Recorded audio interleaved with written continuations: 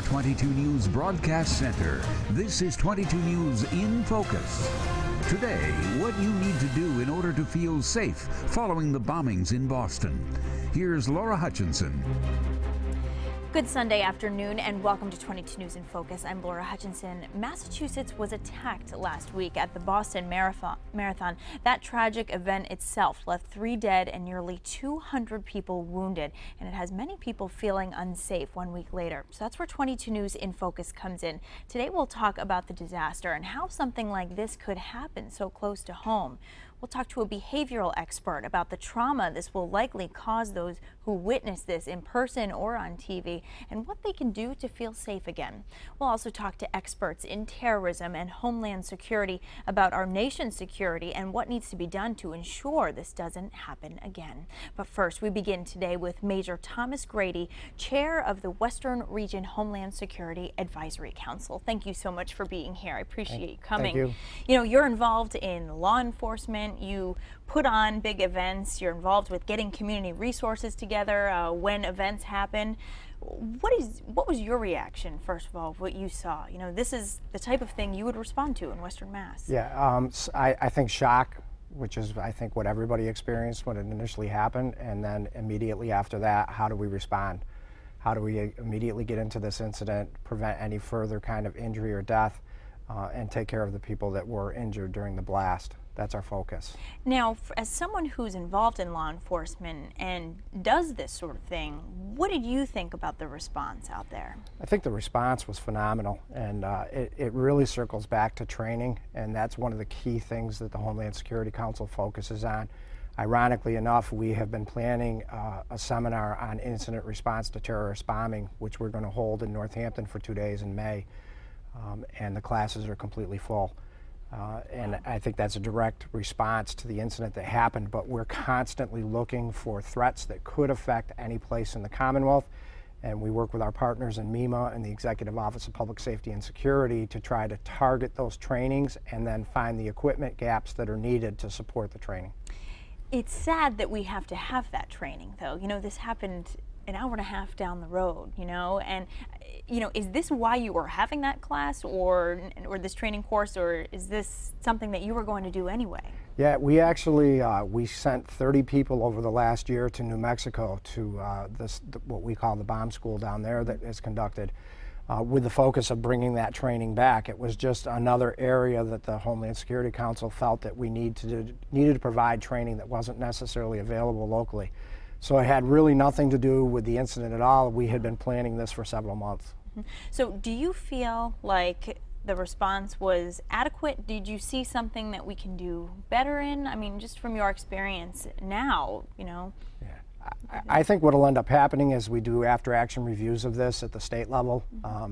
We will certainly find out the things that worked well or maybe not so well. But watching those events unfold and seeing the response, it certainly was training. In the days that followed, and in Watertown last Friday, we saw a large number of the resources that have been purchased throughout the Commonwealth with Homeland Security funds, the armored vehicles, the Bearcats, a lot of the night vision equipment that they talked about. That's all stuff that has been purchased and supported by the councils, and I think that it's proved its value. I think there's sometimes criticism at the federal level for how Homeland Security money is spent. And I think that we can, in the Commonwealth, can be confident that we're doing a great job in that arena. Just to get in the mind of law enforcement, too, you know, this was the Boston Marathon. It was a sunny Monday. Many people had off from work. Many officers probably chose to work overtime to be at this event just because it was a fun day to be a part of. How, as an officer, a first responder, how do you possibly go from what's a fun day, something you probably looked forward to, and then switch gears? I mean, you know what I mean? Do you have that capability to, you know, all of a sudden realize what's going on in front of you and switch gears and get people into that medical tent? I mean, people were moving. Yeah, again, I will go back to emphasizing that's all training. It's training. It's exercising. It's doing tabletop exercises and functional drills and full-scale exercises. And it's part of the profession. People will sometimes say that people in public safety are missing a gene because they run in where other people are running away.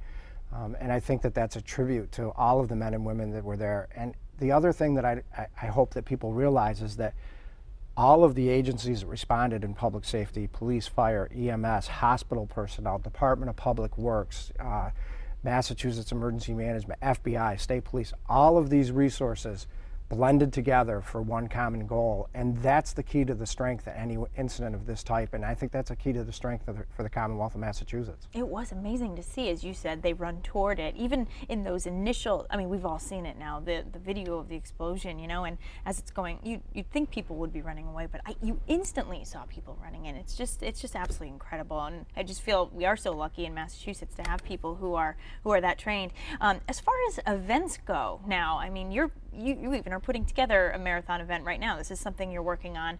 Any concerns about safety, or are you almost taking a look at what you're doing? Talk to us about this event, first of all. Sure. There's a marathon that occurs in Berkshire County on Memorial Day weekend. This event raises money for wounded veterans. So it has a cause behind it. It'll be the first full marathon in the Commonwealth since the Boston Marathon. So we certainly have some concerns. It's on a much smaller scale in terms of people, but we are still, we're getting together on a weekly basis. We're doing our plans. We're reviewing our security policies and our response. We're talking with our hospital partners, with Massachusetts Emergency Management Agency, the state police, all of our partners in Berkshire County in law enforcement, fire, and EMS, and just knowing that we're prepared for anything that we have. And we're going to exercise caution as this race comes up. What do you think is going to be the takeaway for events, not just races, but just events in general? What do you think will be the takeaway from this, and that people will be able to, make events more secure? For example, the cameras. I mean, I don't even know if we realize how important cameras are to have around. That Lord and Taylor camera, that they kept referring back to even. I mean, do you think we need more cameras around? What do you think is one of the takeaways? I think cameras are a tremendous asset. And I know that people try to walk that fine line between personal privacy, but they certainly have proved their worth in these types of incidents. I think that that's huge. In terms of events, my hope is that we're not going to do a lot totally different, because we have been doing this since September of 2001. We've worked, that's what the Homeland Security Councils are for. We're multidisciplinary for that specific reason. It's bringing the partnerships together. It's making those face-to-face contacts so that when you have an incident, you know the faces and names that are there. And that's the key. The key to success is building the partnerships before the incident happens, and doing that through training and exercise. What do you expect the response to be at that marathon? Some people will say maybe people will hold back just because they're hesitant, but then others may say more people just because we want to make a point that we're much stronger than this. What are you expecting the response to be there? We're actually seeing an increase in registration over previous years, and there's going to be, some tributes to the events that happened in Boston during this marathon. And we've actually had people through the Facebook page of the promoter saying that they want to come out. People that didn't have a chance or an opportunity to finish the Boston Marathon, they want that opportunity to do it. So we're excited to have the event, and we're hoping everybody's going to have a great day. We're going to be safe, and they'll go home and be happy. It's going to be a big moment here in Massachusetts, and we'll definitely be keeping an eye on that. Major Grady, thank you so much for joining us. Thank you. Appreciate it. It's nice to talk to you. And tragedies like this one can, of course, have traumatic effects on those who witness them or see them even on TV. So we'll talk to an expert on dealing with those feelings. Stay with us. You're watching 22 News in Focus.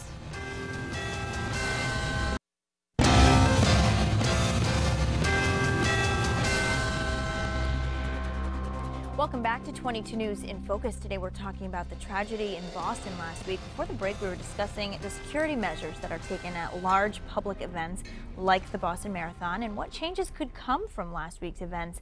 This is yet another disaster that could have mental implications on a number of people, not only those physically at the race, but those watching the events unfold on TV as well. So joining us to talk about how people can handle this, we have Dr. Stuart Anfang, psychiatrist at Bay State Medical Center. Thank you so much for being here. Thanks for having me. You watched this on TV. I was on TV also watching it as well. I mean, people were glued to their screens here in Western Massachusetts, not to mention the people who were there in person. Let's talk about the people in Western Mass first. What do you think? hours and hours and hours on end watching this event. What are your thoughts, first of all? Well, you know, you're right. We live now in a 24/7 media world, right, where you can get news anytime from any place. It's on the internet. I mean, one could easily get saturated. And I could tell you my own experience when this first happened in the first several days, when we still didn't quite know what was going on. I was glued to the computer and the television to try to find out what was going on. And of course, there wasn't a lot of information at first, so you saw the same images over and over again, and you heard the same information. And of course, you don't know what's going on. You're feeling anxious. You don't know what's going to happen next. And I think that was a collective experience in the way that in an earlier time when we didn't have this kind of access to the media and access to the internet, I think it was different for people. Now we're potentially immersed in it, and that's one of the challenges, because you can get overexposed and over-immersed in it. And sometimes you have to find the balance and say, I've seen enough, I need to take a break. What was it about this that was almost bigger than what we've ever seen before? You know what I mean? Just people, like you said, almost 5 days straight, really, Monday through Friday. People became immersed in this, as you said. You know, was it just the nature of how this was a manhunt that brought a city to a standstill? You know, is that what it was? Just like almost like a Hollywood movie, so to speak. Well, it was obviously a horrific event, and it was a dramatic event. Yeah. And look, the people who perpetrated this chose to do an event that was going to get that kind of media attention and that kind of, you know, one of the things that I had heard when I was watching the news was they picked that time because that was a time when a lot of the amateurs were coming through and families were there, so they picked something that was going to be high exposure, right, and high visibility. And I think for us, of course, in Massachusetts, I mean, think about it, you know, as an image, you're having this marathon, it's Patriots Day, it's sort of our celebration of freedom. It's a scenario where it's hard to imagine how could you make something like that more secure. It's a 26-mile race, you know, out through several towns. And then this sort of thing happens, and of course then we discover afterwards who perpetrated it and how they perpetrated it. I mean, that was a dramatic and compelling story. And then the manhunt. And the police and all the people involved, the FBI was involved, and they closed down that town on Friday. What do you think people are going to be dealing with? The people who are at home watching it have seen the explosion over and over again. What do you think some of those feelings are that people are going to be having? We were just talking about, you know, a marathon here in Western Massachusetts that's planned, you know. What do you think? Do you think there's going to be some reservations? Well, hopefully, I'm sure there will be qualms about going out into sort of those kind of public settings again. There will be anxiety that people will have watched this, and people may have sleep disturbance, people may feel more anxious. Certainly children may have the experience of being more anxious about going out, going to school. I think hopefully because the perpetrators were caught relatively quickly, and the response of the police and the other first responders was very effective and very dramatic. So I think that people will now feel like, okay, we knew what happened, we're feeling safe again, we're strong as a community. I mean, the resilience that people showed during and afterwards. But unfortunately, these events are a little bit part of our new normal now. And the question is how we cope in a longer-term way without letting it disrupt the normal fabric of what we do every day. Do you think that this is going to be more difficult to move past because it was in our state this time? You know, I mean, it was virtually down the street from where we live here in Western Mass, you know. Well, certainly it makes it closer to home. I mean, when Sandy Hook happened back in December, and obviously this event, it has a different immediacy to people than when it happens across the country. Not that those things, you know, don't have an impact on people, but, you know, people knew people personally who might have been running in the marathon, who might have been there watching the marathon, and so that makes a personal immediacy for it. What about first responders who had to put on the serious face and go in there and be brave, so to speak, you know, and see what we've heard, what these, you know, amputations, you know, what do you think they're going to be dealing with? Well, it's a great question. You know, we talk about, there's this concept of vicarious trauma, that people who are first responders, often we think about them as therapists and mental health professionals working with traumatized patients. It also includes policemen and other first responders who on a regular basis are dealing with a lot of terrible events and traumatic events, and particularly in an ongoing kind of way. I mean, this was clearly exceptional. Yeah. But people can start to experience their own vicarious trauma, or sometimes kind of a compassion fatigue, and they start to have problems. They might have problems with sleeping, they might have problems with easy startling, they may have disturbance in their appetite, they may have irritability, they may get depressed, they may get tearful, they may get withdrawn, and there are ways that people can respond to that. So sometimes people talk about kind of the ABCs of dealing with vicarious trauma. The first thing is to be aware of it, to be aware that it is a problem that first responders or therapists may deal with. B is to balance, to sort of say, you know, recognize what you're doing in your work life, but then to be able to separate it and to be able to go on and try to do the other things in your life, try to continue the normalcy of your routine. And then C is to contact other people, to sort of speak with peers, to speak with other first responders, to speak with therapists, to have that connection with other people who can sort of validate what you're going through, help normalize what you're going through, and so that people shouldn't be alone in suffering. Do you think that parents need to take notice of how much they allow this to play out on their screens? Now, this is Monday morning quarterback here, you know what I mean? But when we do experience events like this, especially one that resulted in a child, you know, coming off the Newtown, of course, that was a number of children. That just has a real effect on how we feel in the community, you know? This also involved a child as well. Do you think that we need to be mindful of the young ears in the house? I think that that's a great point. And children, obviously, not all children are alike, and you want to tailor it to the child and tailor it also to their age. So how you talk to a 4-year-old is different to how you talk to a 10-year-old is different to how you talk to a 16-year-old. Yeah. And the amount of information, how they understand the information is going to be different. So you don't want to sweep it under the rug. You don't want to make it something that people are not allowed to talk about, or kids are not allowed to ask questions. You want them to be able to ask questions, and you want to be able to give honest answers, reassuring answers. You want to contain, as a parent, your own anxiety, because how you manage it is a signal to the child how to manage it. And I think you're right. I think there's a point at which the exposure becomes too much. The children and the adults, frankly, don't need to be watching this 24/7 or 3 hours a day. There's a point at which it becomes overwhelming, the amount of images that you see and the amount of information about it. So while you don't want to hide it, you also want to make sure it doesn't become too much. Fortunately, you know, the schools have become very good at identifying resources, watching the kids. We were, of course, on school break during that week, so a lot of kids had the experience of coming back on this past Monday and being able to talk about it.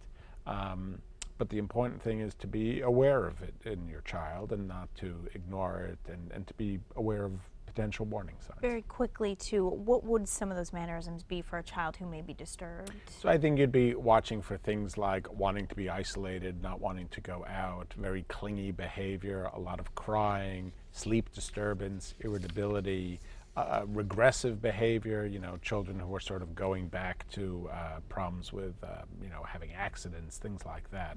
So those would be the kinds of things you would worry about. If it happens for a day or so, okay, but if it seems to be lasting a lot longer and causing a lot more functional impairment, that might be a time to contact your pediatrician. Very good. Thank you so much, Dr. Stuart Anfang from Bay State Medical Center. I want to thank you so much for being here and offering all of your knowledge on this, certainly. Thank you. After this tragic event. Thank you. And after the break, we're going to be talking about how social media played a role in gathering and sharing information about these bombings. Stay with us. You're watching 22 News in Focus.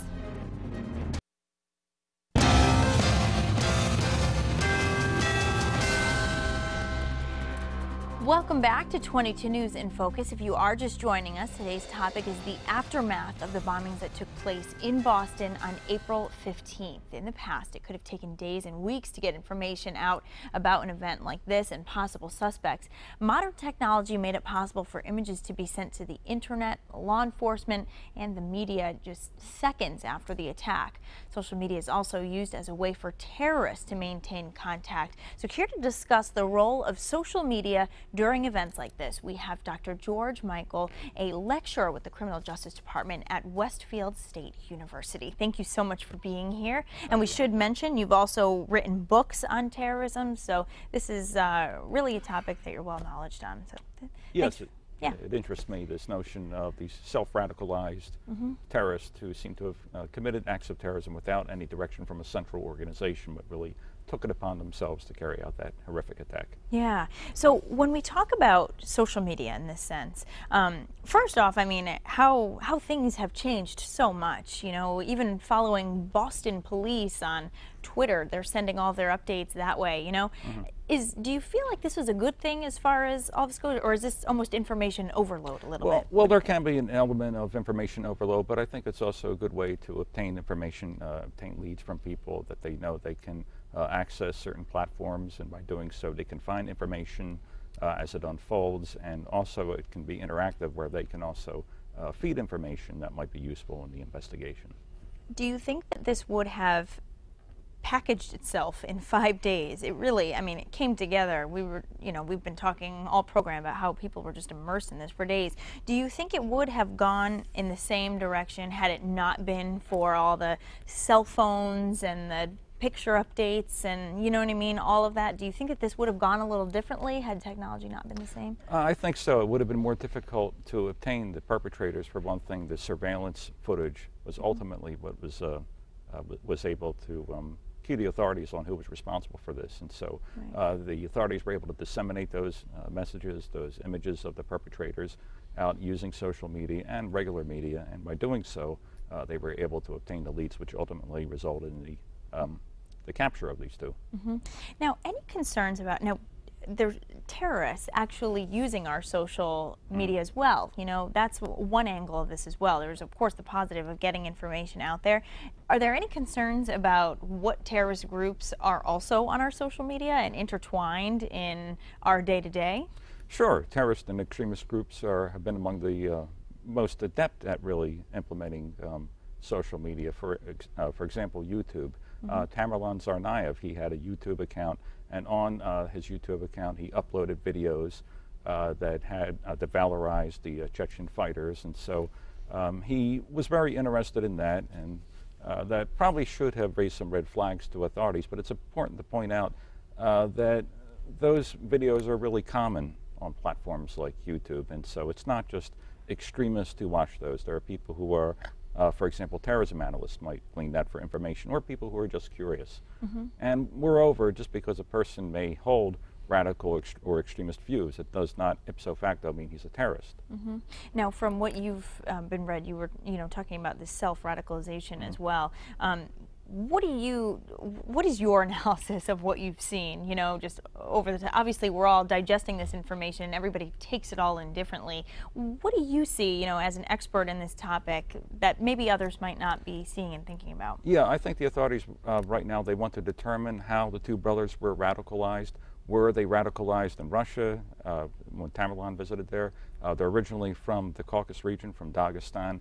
As two immigrants, for obvious reasons, they identified with the Chechen struggle and also the struggle in Dagestan against the Russian government. So they identified very closely with that. That's unremarkable. But how did they become radicalized?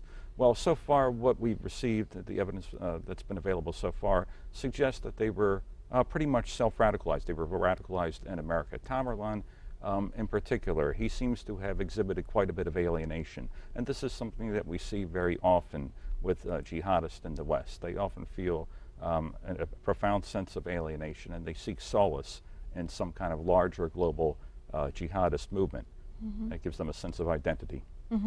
And as far as, you know, you said that he was on YouTube as well, utilizing this as well.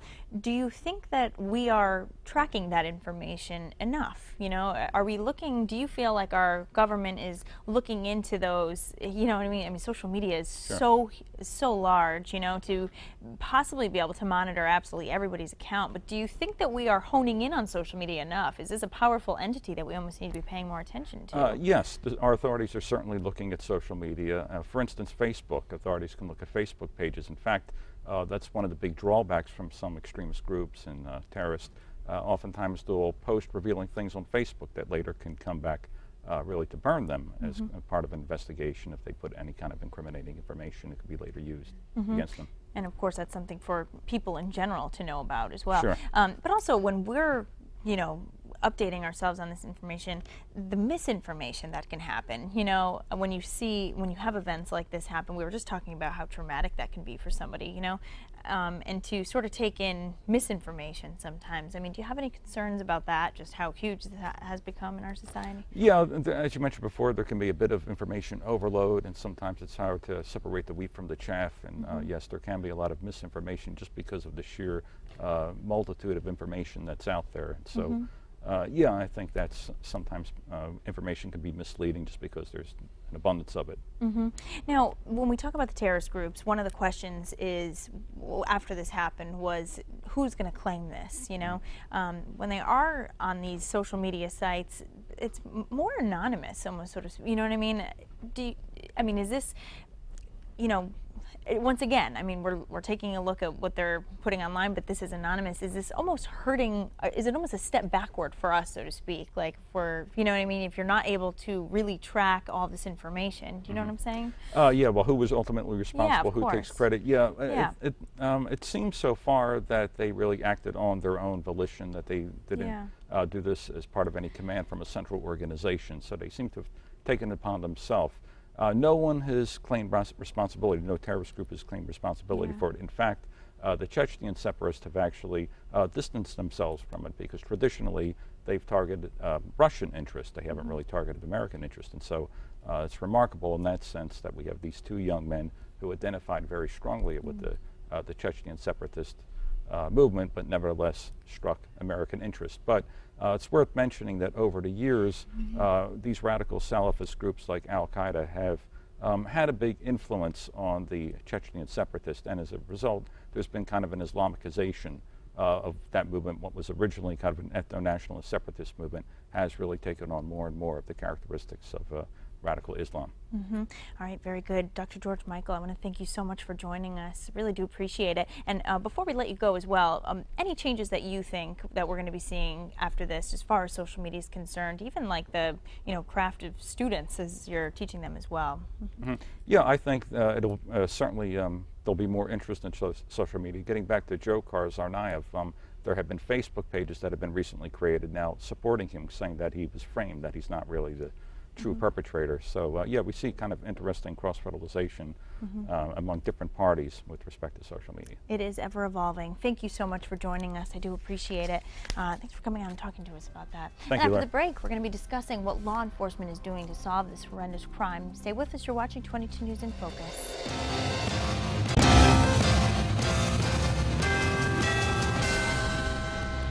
Welcome back to 22 News in Focus. Today we are discussing the bombings at the Boston Marathon last Monday. We've spoken with security planning advisor and mental health expert as well. Joining us now we have Gary Birdie, assistant professor of criminal justice, law enforcement, and terrorism at Springfield College, and we have Kevin Hope, a professor of criminal justice at Western New England University, who also ran the marathon, I believe, as well. Yes, not this year, time, no. But you've run it in the past as well. So this must have taken on slightly new meaning to you as you were watching this. Huh? It certainly did. One of the first things I thought of when I saw the event and I saw the timing, I was concerned that would have possibly been the time I had finished, around the time. Unfortunately, I'm a much slower runner than that, and I would have been about another 45 minutes away. Oh no. Listen, I have to say, we've all been looking at the different elements of this. You know, you even mentioned the timing. I want to talk about why this happened the way it happened. This wasn't at the starting line when everyone was all together. This was at the finish line. There were a lot of media cameras there. I mean, what have you thought as far as how this was actually planned out? It's my understanding that at that time, that would be the most saturated part of the race where you may have the most people coming through. I believe that was about the average time. 2 hours and 50 minutes is about where the average person would be going through. So as far as targets go, that would be an opportune time to have the most casualties. That's been a possibility. And also news cameras around. I mean, we all know that there are going to be cameras at the end of the Boston Marathon. Do you think that that's something they almost wanted? I think they were looking for the symbolic aspect of it, but also to have the news cameras running live and instant feed as the event unfolded in front of us. They had a maximum opportunity there. There were news cameras from all over the world at the finish line. How about using, but they tried to get away, though. You're sort of, you know what I mean? And the cameras there hurt that. So did they think that they were going to be able to get away? I mean, of course, these are suspects still that we, looking at one that's deceased now. But do you think that they wanted to be caught, whoever, if they did carry this out? I certainly don't think they wanted to be caught. They took action to walk away and be casual and move away from the area. They certainly didn't plan it out very far range as far as what the long goal would be. It's they committed the act, allegedly committed the act, of course, and then they didn't have an escape plan. I honestly thought whoever had done this would be gone well out of the area, let alone still be within minutes of the actual event. Yeah, and how about the use of explosives versus guns? I mean, we really hear about mass shootings more than we hear about bombings these days, Is it the anonymity of the bomb? Why do you think that was what he ended up, what they wanted to do? I think your point about being anonymous is actually a good reason to use a bomb. Also, you can get the most effect as quickly as you can. You can have mass casualties, which means that when it comes to emergency medical services and others, it would be less likely to save people. I mean, what was fortunate about this terrible tragedy is that Boston is probably one of the best cities in the world for medical treatment. The tent for treatment was right there, so a lot of lives were saved. So if it had happened somewhere else, perhaps the bomb would be a more effective way than a handgun or a rifle or an assault rifle. Why the Boston Marathon? Why on Patriots Day? Why do you think that these were all things that were well thought out, or do you think that this really was just a big event that was happening in the area of where the suspects lived? Do you think that it was as well thought out as some people have said? It was certainly a target of opportunity. And the marathon is a world-renowned event. Thousands of people run the race. Thousands of people watch the race. And very symbolic, again, the symbolism of Patriots Day, a day of freedom, honoring the patriots of our country. So whether that was an intentional act or just a target of opportunity, it remains to be seen. But very symbolic in nature. A lot of people pay attention to this event, and they pay attention to everything that goes around it. And another part too, I believe, is the research indicates that these type of domestic terrorists live very close to their targets, and to assemble the bomb, transport it, and have it effectively explode requires shorter distances than longer distances. So they just lived a short distance away. So that's probably another reason why they chose Patriots Day and the marathon. Were you surprised that they kept it as close niche? I mean, did you think, of course now there's speculation that they would have gone on to New York City as well after this. I mean, could this have continued on? I mean, how far do you think they would have taken this? Also, again, speculation. Yeah. I'm not sure of the motives. It's probably convenient to say that they were domestic terrorists, but there's also the real possibility that the older brother was a criminal and may have been concerned about future investigations that may have put him in prison or jail, and it may have been his way of going out in glory, maybe choosing a cause that would allow him to save face in a way. So I'm not sure of his motivations, but I do know that he was cavalier and spontaneous, not well planned. It's just, you know, we've seen the wife, we've seen the child, you know, it's just hard to understand what goes on in someone's mind to concoct something like this, you know. Is it that just radical view? I mean, what are you seeing? What's logical to you and what's logical to me would be illogical to somebody else.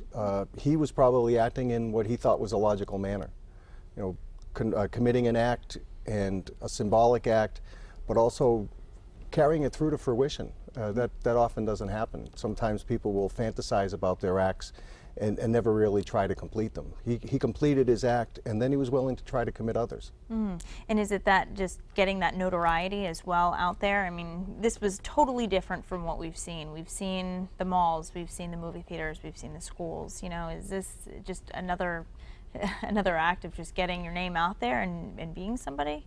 Well, the interesting thing is nobody claimed responsibility for the act. It took place, and we basically all were waiting to see who was going to claim responsibility, and nobody did. So as far as getting his name out there and committing the act, he was operating in a manner that, you know, indicates lone wolf, indicates that he was just simply disaffected more than anything. What classifies something as a terrorist act versus somebody who's going to do something crazy and wants to stir trouble?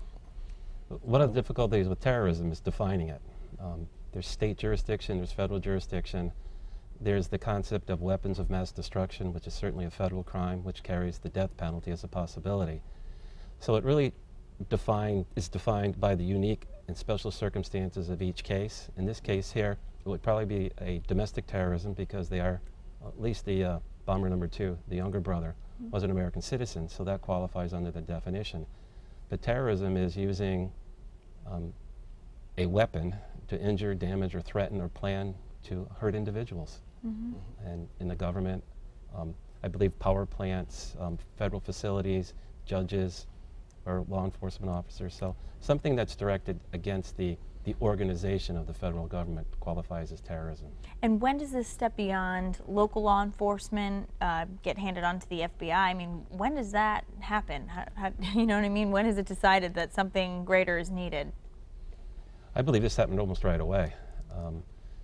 Because of the symbolism of Patriots' Day, because of the use of bombs, because of the sort of profile that it could have been a terrorist organization, maybe an international terrorist organization, with the second bomb going off seconds later, where people would run away from the first bomb and run into the radius of the bomb of the second blast.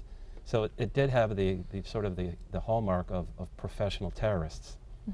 So that would almost require the use of federal assets in the FBI. And by having a device designed for mass casualty, as they had, and as he said, the second blast going off indicates right away that it's normally beyond the scope of what local or state law enforcement would do.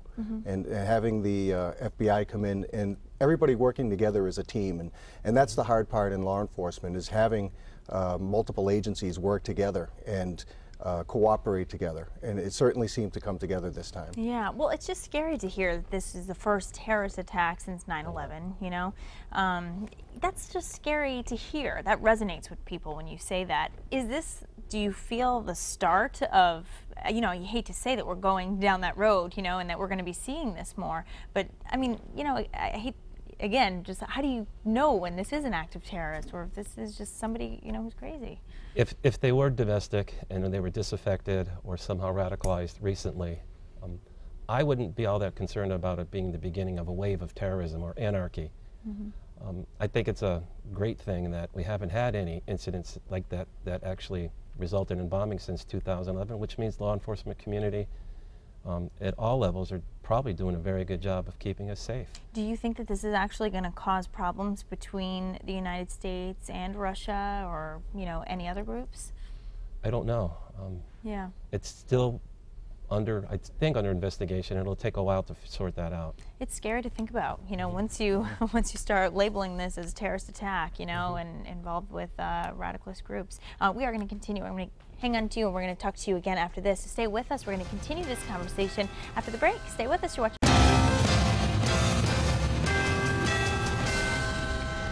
Welcome back to 22 News in Focus. We have been talking about the bombings at the Boston Marathon. last Monday. We've heard from a security planner, a mental health expert, a number of other experts here today. We are continuing our conversation now with Gary Birdie, Assistant Professor of Criminal Justice, Law Enforcement, and Terrorism at Springfield College. And we have Kevin Hope, Professor of Criminal Justice at Western New England University. I want to thank you again so much for being here. You know, we kind of went through the nuts and bolts of this, what you think about it, where this is all going to go. My question to you now is, what are students saying? How are your students responding to this event? I know that you've both taken slightly different approaches in the classroom. Where have you taken this?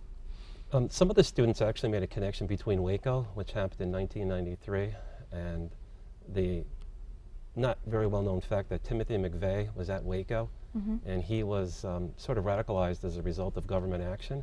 And they're making an association between that and perhaps if our law enforcement community and our prosecutors don't do an excellent or superb job in administering Miranda warnings or administering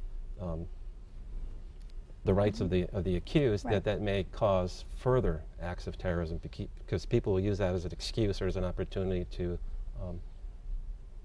be violent against the government. Sure. So that's one thing that we've been studying and looking at over the past week and a half, and we've been looking at what Miranda really means. Yeah, well, it took some time before the Miranda rights were read. What is it that makes them, you know, as you said, there can be all the questioning in the world, and once you hear your rights, you know, and he really did. The suspect who was in the hospital at the time stopped answering some of those questions. So what do you think is a thought process to hold off on reading those? Well, it's my belief that we need to determine whether that questioning was an interrogation or an interview. And under federal law, there's an exception, the public safety exception, in which the Miranda rule doesn't apply. If there's an imminent threat or a known threat, you don't need to Mirandize somebody because you're not really going to take evidence that you will use against the suspect. What you're doing is trying to protect the public, so the greater good is more important at that moment than the individual rights of the suspect. So I believe, I hope, that the government will be able to show that the interview, not an accusation, but the fact that they were gathering information to protect the public happened first, and then when it went from an interview, which is sort of not accusatory, but toward an accusation, or where it becomes an interrogation when the person's in custody, then they have to have their rights read, or after they're actually accused formally. So I believe up to the point where that magistrate came in and charged him with crimes, that was more of a process of gathering information to protect the public. Sure. So maybe Miranda wasn't necessary. So but that'll be argued over the next several years, I believe. So were there any more bombs out there? Correct. Did you work alone? Was there anyone else heading down to New York ahead of you? And the FBI team that was in there probably were highly trained and specialized in how to ask questions that didn't result in answers that would have been used as evidence against him later on. What about this whole aspect of he didn't have a gun in the boat and there were so many, you know, gunshots? Is that something that you think that is also going to be, you know, of course I think the Miranda rights is something that we're going to be taking a high look at. How about that end of it as well? But not having a gun in the boat doesn't mean he didn't have a gun. Right. He just didn't have it when they caught him. And you know, speaking with the students, one of the things we have to consider is 9/11 was 12 years ago, almost 12 years ago. So that means our country's been at war, the war on terror, war in Afghanistan, and war in Iraq, during almost half of their lifetime, if not more than half of their lifetime. So their willingness to accept the government constraints or lack of constraint, the willingness to accept the lack of Miranda, is based on what they've seen over the last 10 or 11 years, and they're accustomed to it more than say you or I, who've been around a little bit longer. What do you think that is going to end up coming from this? You were saying off air, this is something we're going to be talking about for the better part of your lifetime as well. What changes do you think that we're going to see? You know, after 9/11, we had the direct changes of the airlines, of course, you know. Do you think that this is going to be one of those events where we see major changes come out of this, the society as a whole? I don't believe so, and I hope not. I think the changes will take place within the law enforcement community, the intelligence community, international politics. It's fascinating to me, and I don't know what the connection is, but there is some concern that the Russian officials notified us about these two young men, or at least the older brother. And so what happened with that? So those questions will be asked for a long time, and whether they're answered quickly or appropriately, as yet remains to be seen. I mean, that makes you ask a question too. How many other people are there? I mean, there could be. I mean, we're just not privy to that information. There could be hundreds of tips on someone every day. I mean, you just never know. Right. And as far as the cameras as well, you were talking about. You think that security cameras and all of that as well is going to be something that we see a change on? The use of security cameras, not only by law enforcement and the business districts, but the individual businesses as well. They're there for security reasons, but you can't go very many places without seeing a camera. No. And again, we've become desensitized to it. We're aware that it's there. And as a former practitioner in the field, it's a great thing. Having the cameras, having the ability to record as much as we do, it's a great tool. But it is one of those areas that we have to make sure that we're still maintaining individual rights. Yeah, well, it's hard to go I think everyone's photographed maybe 15 times a day or something, probably even more than that, just just in your daily routines as well. As far as moving forward goes, I did speak with the guests at the beginning about how the FBI actually responded to this law enforcement response. We only have a few minutes, but what do you think about the response? It is a touchy subject because this was something that obviously we didn't see it coming. How do you think about the response, the federal government and local and law enforcement? I think they were excellent. Came together nicely. I think they came together nicely. I think that interagency rivalries were minimal or absent. How about shutting down the city, making the decision to? I think that was courageous, unique, and to my understanding, maybe the first time it's happened. And maybe without doing that, they would not have been able to catch them as quickly as they did. Maybe they would have escaped and created a greater harm. So it took a lot of integrity, courage to make that decision, knowing full well that it could backfire. Yeah, it brought streets to a standstill. You feel the same way? Absolutely. And as he said, the interagency rivalries really didn't seem to come into play. They cooperated very well. They worked very well together. Okay, well, this is obviously still an ongoing situation. We'll see how this ends up affecting us, long term with other groups, and all of that. There's obviously a lot more that we're going to be hearing on this issue as well. So, Kevin Hope, Gary Birdie, thank you so much for joining us. I really do appreciate you coming on and having a conversation for us. We're going to have the last word for you after the break. Stay with us. You're watching 22 News in Focus.